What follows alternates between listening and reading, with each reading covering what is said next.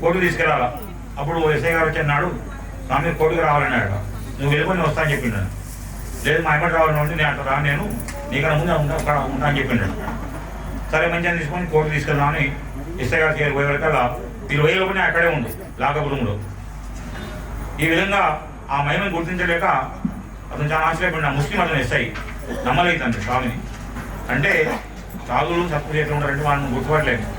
నీ జీవితం ఏంటిదో నీ చరిత్ర ఏంటిదో వాళ్ళు అప్పుడే ఎంతో చెప్పేస్తున్నట్టు. అటువంటి మహానుభావులు మన భారతదేశం ఎంతోమంది ఇప్పటికి ఉండరు, ఇంకా అని బయట కనిపించారండి. ఇది కలియుగం కాబట్టి ఈ కలియుగంలో పెట్టుకుంటారండి మానవునికి ఆకలి నిద్ర ఎక్కువ ఉంటుంది, భక్తి ఉండదండి.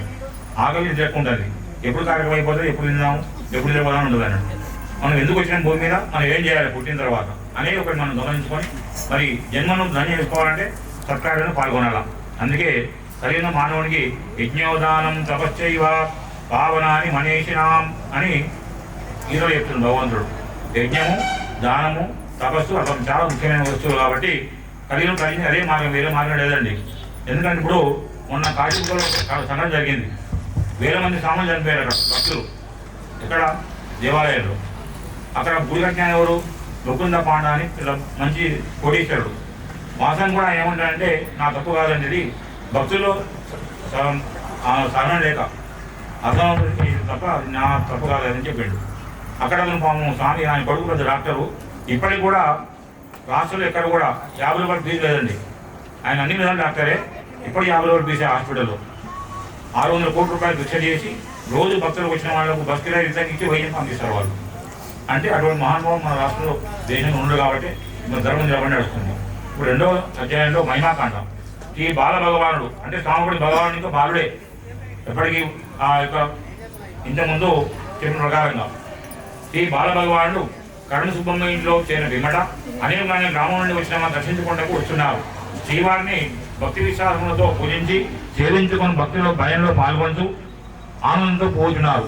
శ్రీ బాలబాబా అనుగ్రహమున ఈ వైభవాలు చూస్తున్న మహాభాగ్యము నా కలిగిన ధరించి వెళ్ళిన ఆనందంతో కరుణ సుబ్బమ్మ గారు విశాలను తన ఇంటినంతా కూడా శ్రీవారికి వినియోగించింది.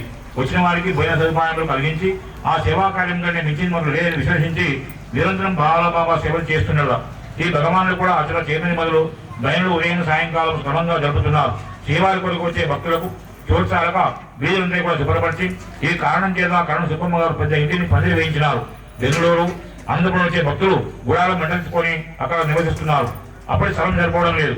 ఈ భగవానుడి యొక్క అనుగ్రహం వల్ల వచ్చిన భక్తులకు పెద్ద పెద్ద వంటశాల అవసరమై ఉన్నవి. చేసిన పదార్థము వచ్చిన భక్తులకు చాలా భయం కూడా ఉండేదానికి శ్రీవారి మనవి చేయగా వారు స్వామివారు వెంటనే 2 కొబ్బరికాయలు తెప్పించి ఓదాన మీద మరోదాన్ని కొబ్బరికాయ కొట్టి అందులో జలమును ఆ యొక్క ఆనందం జల్లించిన వారు.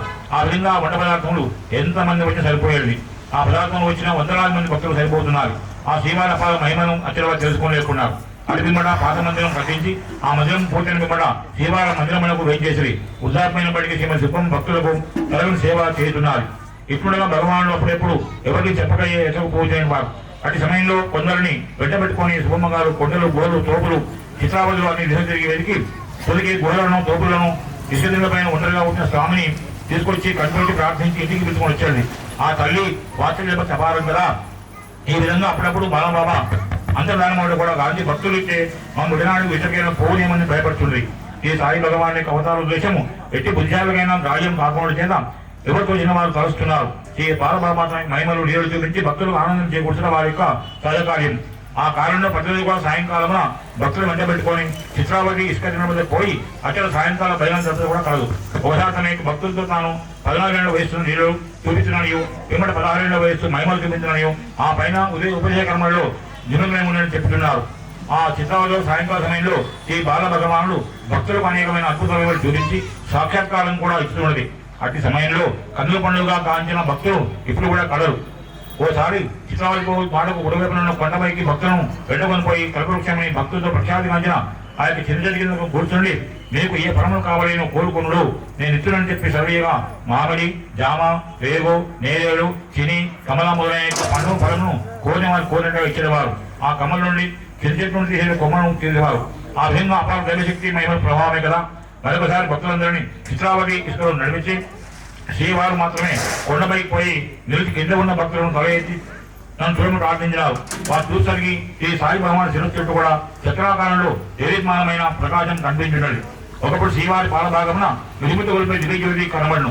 అందులో శ్రీ బాబా వలె ఆ యొక్క చక్రం కనిపించేది. గంభీరాకారంతో వచ్చిన యొక్క విధానాతుల్లో ఆకాశంలో చంద్రబింబం మధ్య బాబా వారు ఈ పదనమును దర్శనమిచ్చేవారు. మరొకసారి చిత్రావళి వాళ్ళ ఘట్టం ఉన్న తోపులో ఓ చెట్టు కొమ్మకు పగ్గంతో ఉయ్యాల కట్టించి ఆ ఉయ్యాల పెట్టడానికి కూర్చొని ఊగుతున్నారు.